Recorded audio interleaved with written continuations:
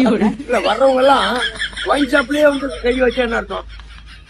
மனுஷன் திப்பே இருந்துட்டு அது ஒண்ணுதான். என்ன அதையே மூடுறீங்க?